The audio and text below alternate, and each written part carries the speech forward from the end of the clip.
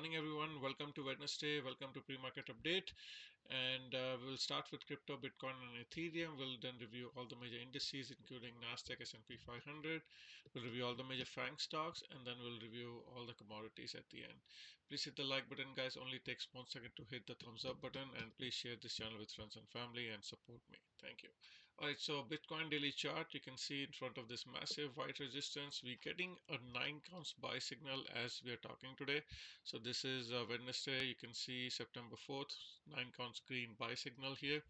Last time we got 9 counts buy signal, we had a massive bounce here. So you can see here from this indicator to the top is almost 19%. Before that here as well, we got 9 counts buy signal, and then that time we also had a massive bounce of around 26%. And then before here, we had massive 9 counts buy signal around 25th of June 2024, and the bounce was almost 89%.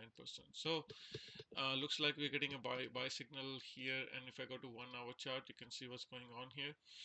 You can see divergences are building here. If I go to, you can see PPO price is going lower. This low is lower than this low, but PPO is making a higher low here. You can see here very nicely.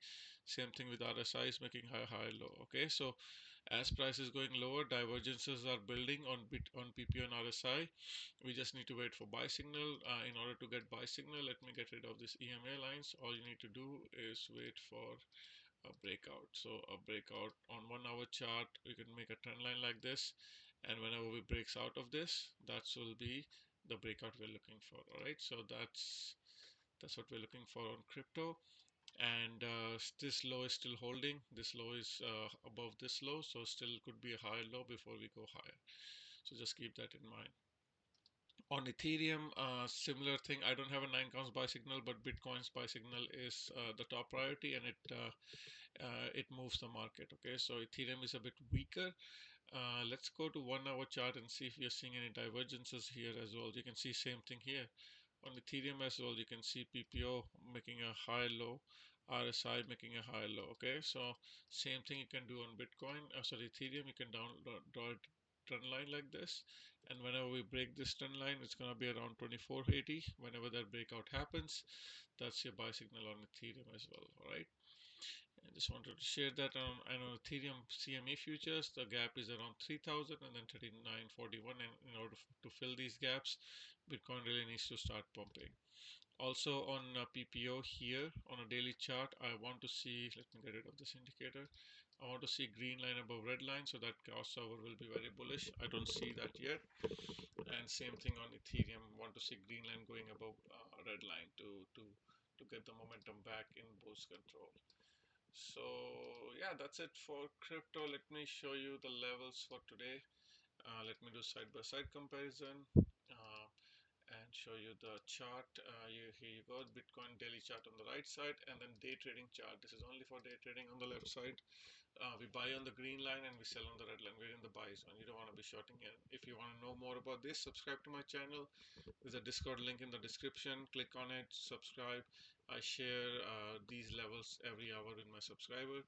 Also the levels of any stocks you want, like for example Apple, Tesla. You can see where they are, what time we should be looking to buy. I share this. If you want to know more about this, you can click the join button and join my YouTube channel. Okay, so that's it for crypto. Let's move on to traditional market. Let's start with SPX cycle chart. And cycle chart is working as expected, looking for this declining phase. This declining phase ends next Wednesday, so we have a week left. And yesterday we got a very bad candle. This looks like a rejection candle, but we are right on support here. Okay, we are right on 50 SMA daily chart, on 20 moving average white, and then also yellow line, which is 50 EMA, right on the support. And this needs to hold. If it doesn't hold, also there was a gap fill here, like they had to fill that gap. SPY did not fill that gap. It could go a little lower. And also SPX can go a little lower. This gap is going to be filled around 54.65. So we could go a little lower, fill that gap, and then bounce like my cycle analysis is predicting. So looking for a little bit more weakness for another week, and then making a new high. That's what I'm looking for. And on SPY, the gap is here, which is not filled, which is going to be around 545 or 544.91 to be precise. So from where we closed yesterday, to that gap fill, we have around 1.32% more to go. So just keep that in mind. Right, and on MNQ Nasdaq, same thing here. Let it load. So Nasdaq is also a bit weaker. You can go on triple Q and you can see this gap was filled fully. This gap here is filled, so we had a nice rejection filling this gap. Now there's another gap here, so worst case we could come to 451.49. So from where we close to around 2.21% to fill all the gaps, and then we have top gaps. Okay, so these top gaps will be filled 100%. So just be patient, guys. If you're gonna be just patient, there's a potential opportunity of almost 7% upside. Okay, and these gaps 100% do get filled. So it's your decision to make. But even on SPY, we had this gap yesterday created, which is not filled. So just keep that in mind. Just quickly show you the levels here on MES. We are in the buy zone. You can see here we are in the buy zone.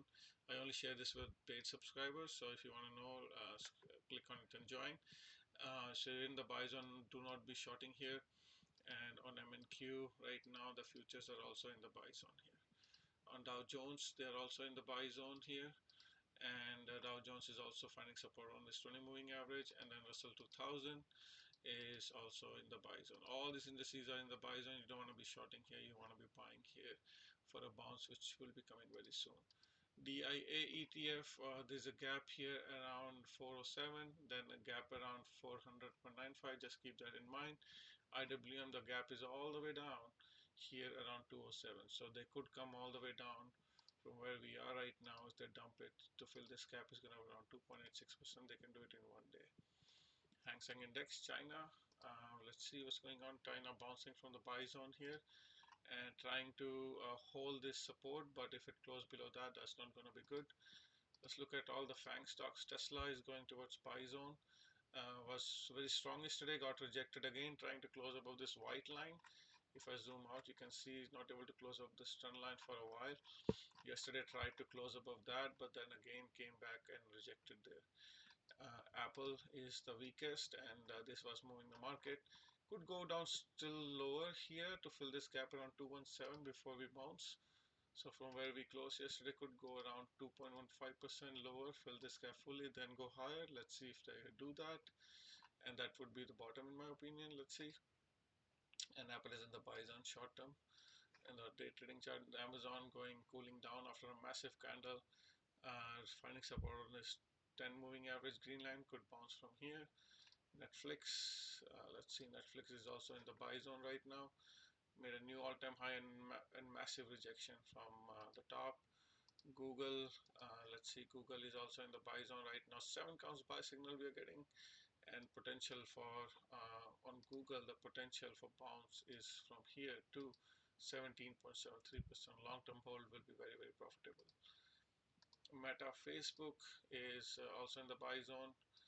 Microsoft is also in the buy zone, finding support on its 200 EMA and SMA. A lot of potential on Microsoft as well from where we closed yesterday to the top gap, almost 10% away.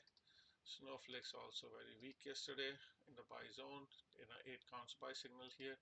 NVDA was the culprit, moving the market again down 1.6%. Massive rejection here.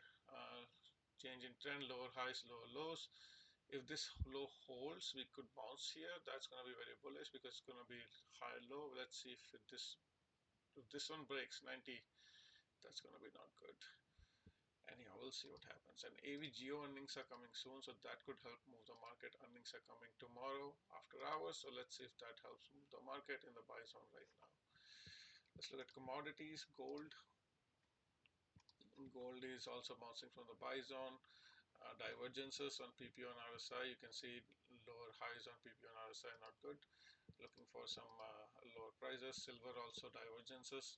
Oh well, actually this is not. It's not no divergence because there's no new high. Silver is weaker than gold. Follow gold for whatever gold will do. Silver will follow. Copper is also weak in the buy zone right now. Crude oil was dumping yesterday massively, made a new low. But you can see RSI making higher low, PPO making higher low. So again, you got to draw a trend line like this if you want to trade oil. wait for a breakout, or you can wait for a breakout of this yellow line, which is 50 EMA. Natural gas is also in the sell zone right now. Palladium is also bouncing from the buy zone. Soybeans is near sell zone. 7 count sell signal here in the front of resistance. But again, looks like it's trying to make bottom. Sugar is holding nicely above all the moving averages, trying to develop a bull trend. Next resistance is here around 20 bucks. And wheat is also finally bouncing. Nice bounce, last couple of days. Nice bounce. So it looks like it might have made a bottom because it's above all moving averages here. Corn, and then once Fed announce rate cuts, all these commodities are going to bounce very massively. Corn again, massive bounce. Finally looks like it's made a bottom. Let's see. That could be very bullish for the entire commodity sectors. Again, dollar, if dollar sells off here, that's going to be good for Bitcoin and gold and stock market. We'll see what happens. And I think yesterday was a big sell-off for most of the oil sectors. So oil was down heavily. We'll see what it does today. That's it for today, guys. Lots is VIX, and VIX is bouncing finally 22 bucks again, and it's above this trend line, the white trend line. I had it drawn here. So again, that's not good for the stock market, and this is what I was predicting. SPX still weakness for another week, and then a bounce, and then VIX will crash. So again, whenever VIX is above 2025, you want to be buying, and this is the buying opportunity. That's it for today, guys. Please hit the like button on your way out. I will talk to you later. Bye.